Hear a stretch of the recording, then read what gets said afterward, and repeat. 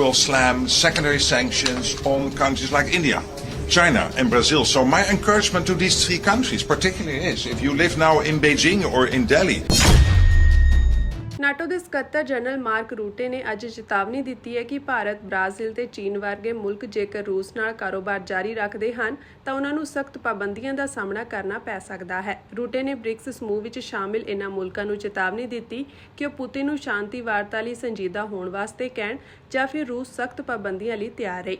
ਰੂਟੇ ਨੇ ਇਹ ਟਿੱਪਣੀ ਅਮਰੀਕੀ ਕਾਂਗਰਸ ਵਿੱਚ ਸੈਨੇਟਰਾਂ ਨਾਲ ਮੁਲਾਕਾਤ ਦੌਰਾਨ ਕੀਤੀ ਜਦੋਂ ਰਾਸ਼ਟਰਪਤੀ ਡੋਨਾਲਡ ਟਰੰਪ ਨੇ ਯੂਕਰੇਨ ਲਈ ਨਵੇਂ ਹਥਿਆਰਾਂ ਦਾ ਐਲਾਨ ਕੀਤਾ ਅਤੇ 50 ਦਿਨਾਂ ਵਿੱਚ ਸ਼ਾਂਤੀ ਸਮਝੌਤਾ ਨਾ ਹੋਣ ਤੇ ਰੂਸੀ ਬਰਾਮਦਾਂ ਦੇ ਖਰੀਦਦਾਰਾਂ ਤੇ 100% ਸੈਕੰਡਰੀ ਟੈਰਿਫ ਲਗਾਉਣ ਦੀ ਚੇਤਾਵਨੀ ਦਿੱਤੀ। ਰੂਟੇ ਨੇ ਪੱਤਰਕਾਰਾਂ ਨੂੰ ਕਿਹਾ ਕਿ ਇਹਨਾਂ ਤਿੰਨਾਂ ਦੇਸ਼ਾਂ ਨੂੰ ਮੇਰੀ ਸਲਾਹ ਹੈ, ਖਾਸ ਕਰਕੇ ਜੇਕਰ ਤੁਸੀਂ ਬੀਜਿੰਗ ਵਿੱਚ ਰਹਿੰਦੇ ਹੋ ਜਾਂ ਦਿੱਲੀ ਵਿੱਚ ਜਾਂ ਫਿਰ ਬ੍ਰਾਜ਼ੀਲ ਦੇ ਰਾਸ਼ਟਰਪਤੀ ਹੋ। ਦੱਸ ਦਈਏ ਕਿ ਰੂਟੇ ਨੇ ਸੋਮਵਾਰ ਨੂੰ ਟਰੰਪ ਨਾਲ ਮੁਲਾਕਾਤ ਕੀਤੀ ਸੀ ਅਤੇ ਟੈਰਿਫ ਨੂੰ ਲੈ ਕੇ ਨਵੀਂ ਪੇਸ਼ਕਦਮੀ ਤੇ ਸਹਿਮਤੀ ਪ੍ਰਗਟਾਈ ਸੀ। ਰੂਟ ਨੇ ਕਿਹਾ ਕਿ ਇਸ ਲਈ ਕਿਰਪਾ ਕਰਕੇ ਪੁਤਿਨ ਨੂੰ ਫੋਨ ਕਰੋ ਤੇ ਦੱਸੋ ਕਿ ਉਹਨਾਂ ਨੂੰ ਸ਼ਾਂਤੀ ਵਾਰਤਾ ਬਾਰੇ ਸੰਜੀਦਾ ਹੋਣਾ ਪਵੇਗਾ। ਜੇਕਰ ਅਜਿਹਾ ਨਹੀਂ ਹੁੰਦਾ ਤਾਂ ਭਾਰਤ, ਬ੍ਰਾਜ਼ੀਲ ਤੇ ਚੀਨ ਤੇ ਇਸ ਦਾ ਵਿਆਪਕ ਅਸਰ ਪਵੇਗਾ। Serious about peace talks. Within 50 days, he will slam secondary sanctions on countries like India, China and Brazil. So my encouragement to these three countries particularly is, if you live now in Beijing or in Delhi, or you are the president of Brazil, you might want to take a look into this, because this might hit you very hard. So please make the phone call to Vladimir Putin and tell him that he has to get serious about peace talks, because otherwise this will slam back on Brazil, on India and on China in a mess. He will slam secondary sanctions on countries like India, China and Brazil. So my encouragement to these three countries particularly is, if you live now in Beijing or in Delhi.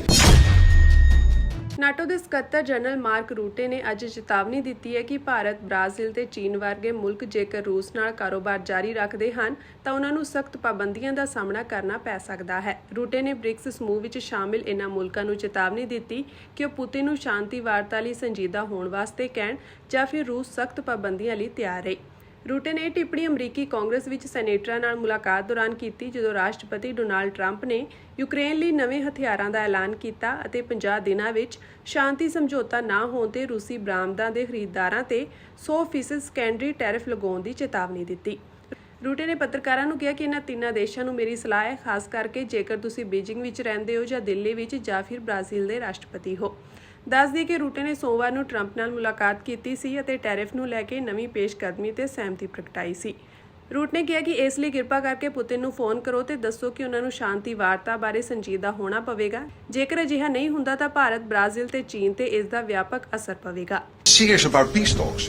Within 50 days, he will slam secondary sanctions on countries like India, China and Brazil. So my encouragement to these three countries particularly is, if you live now in Beijing or in Delhi, or you are the president of Brazil, you might want to take a look into this, because this might hit you very hard. So please make the phone call to Vladimir Putin and tell him that he has to get serious about peace talks, because otherwise this will slam back on Brazil, on India and on China in a mess.